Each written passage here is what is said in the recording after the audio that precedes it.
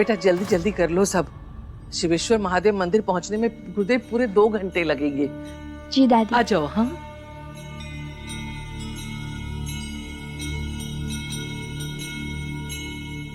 वैष्णवी जी। एक मिनट।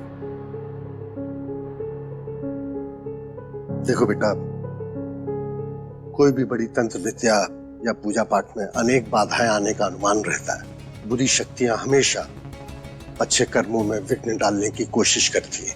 अगर कोई ऐसा विघ्न पड़ा तो कार्तिक का श्राप और भी विकराल रूप ले सकता है।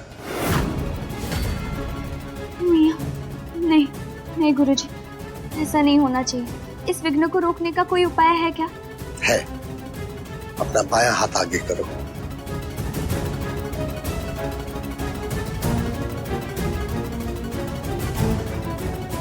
बेटा, तुम हो उसका उपाय। विवाह के बाद पति पत्नी ही एक दूसरे की ढाल होते हैं। जैसे ये रक्षा सूत्र तुम्हारी रक्षा करेगा, तुम कार्तिक की रक्षा करना और उसे हर विघ्न से दूर रखना और पूरी एकाग्रता के साथ पूजा विधि को संपन्न करना और उसे बीच में रुकने मत देना। जी गुरुजी।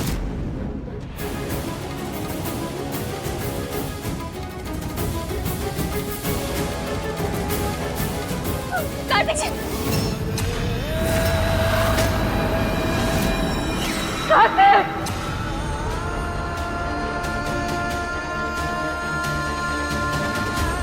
हे भगवान, हे माँ, हे छठी मैया। बल्कि कहाँ हुआ? पता नहीं, कुछ अजीब सा लग रहा है। यशोदा, पिछले दिनों से हमारे घर में जो उल्टा सीधा घट रहा है ना, हमारे मन में अजीब भय सा बैठ गया है। बच्चों की बहुत चिंता हो रही है। ऐसा लग रहा है जैसे उनकी पूजा में कोई संकट आ गया है। नहीं। बड़ी बल्कि गुड़िया और दामाद जी एक दूसरे के साथ हैं, और जब वो दोनों एक दूसरे के साथ होते हैं उन पर कोई संकट नहीं आ सकता। ये बात गुरुजी भी तो कहे थे, याद है ना आपको? जब तक वैष्णवी कार्तिक के साथ है, चिंता की कोई बात नहीं। तो आप चिंता ना कीजिए, वो दोनों एक दूसरे की रक्षा करेंगे। और फिर छठी मैया भी तो उनके साथ है। ऐसा ही हो। हे छठी मैया, हमारे बच्चों की रक्षा करना। कार्तिक जी आप ठीक है ना? हाँ वैष्णवी, मैं ठीक हूँ। लकीली बस ठोकर लगी है, that's it। चिंता मत करो तुम। जान ही निकल गई थी हमारी तो। वैष्णवी, अभी मेरी चिंता छोड़ो, उस औरत को पकड़ना है। चलो चलो। नहीं जाना अब हम। पर वो तुम्हारी पायल। नहीं चाहिए कार्तिक जी, जाने दीजिए। सही कहती है दुनिया, गड़े मुर्दे उखाड़ने से कोई फायदा नहीं होता है। नहीं जानना हमको हमारे सपने का राज, नहीं जानना हमारे अतीत के बारे में। अभी सब के चक्कर में आपको कुछ हो जाता तो? नहीं जानना हमको हमारा वजूद। हमारे लिए आप ही प्यार, आप परिवार, आप जुनून, आप वजूद, आप ही हमारा सब कुछ है। आपके रहते वैसे भी हमको कुछ नहीं होगा।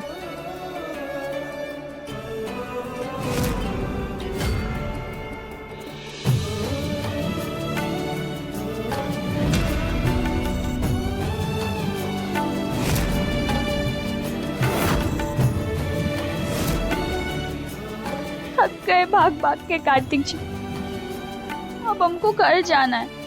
प्लीज हमें घर लेके चलिए।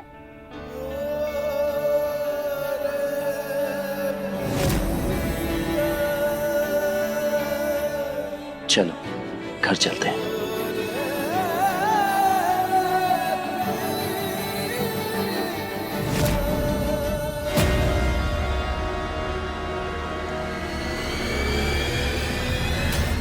किस किस से और कहां कहां से भागोगी वैष्णवी? जहां भी जाओ, हमने तुम्हारे लिए शत्रु पहले से ही फैला रखे।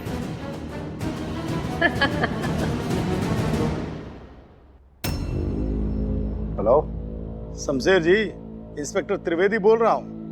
हाँ, अरे इंस्पेक्टर, हाल है भाई? बड़े टाइम के बाद फोन की। सब ठीक तो है? सब ठीक ही तो नहीं है, तभी कॉल किए। ठीक नहीं है का मतलब? शमशेर जी, आपको वो घटना तो याद होगा ना? अरे हमारा मतलब है वो कांड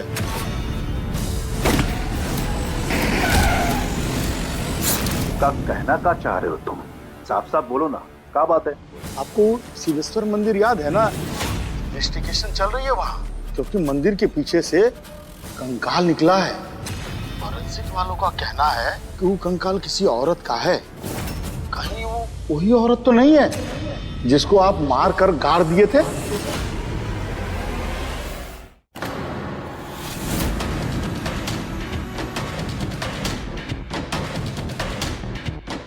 काम हो गया भैया जी। हाँ गाड़े हो। शिवशेश्वर मंदिर के पीछे जंगल में जंगली जानवरों का इलाका भैया जी। ना वहाँ कभी कोई खुदाई होगी, ना कभी किसी को मालती की लाश मिली।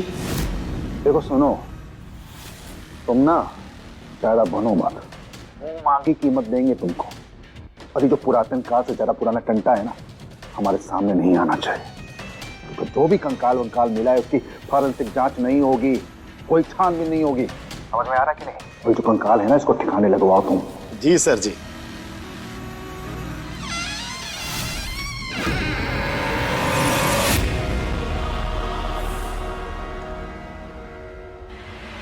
क्या बात है भाई साहब, चाय लाए थे हम तो, पर माथे का पसीना देख के तो लग रहा है जैसे ठंडा लाना चाहिए था हमको कुछ। क्या बात हो गया? घबरा तो आप ऐसे रहे जैसे कि किसी का खून कर दिया हो। पता नहीं कितनी बातें सुन ली इस लोमड़ी ने, बोलने से पहले ध्यान देना चाहिए था। गलती करती है। बोलिए ना भाई साहब, क्या बात है? अबे जी, आपकी ना वो मजाक करने वाली आदत अभी तक गई नहीं। गेस्ट रूम में कहीं एसी लगवाई है आप? नहीं लगवाई है ना, तो माथे से पसीना नहीं आएगा तो क्या आएगा बताइए? अरे भाई साहब, एक बात हम कह दें, अगली बार अस्पताल जाने का मौका लगे तो आंखों का चेकअप करवा लीजिएगा अपने। वो देखिए,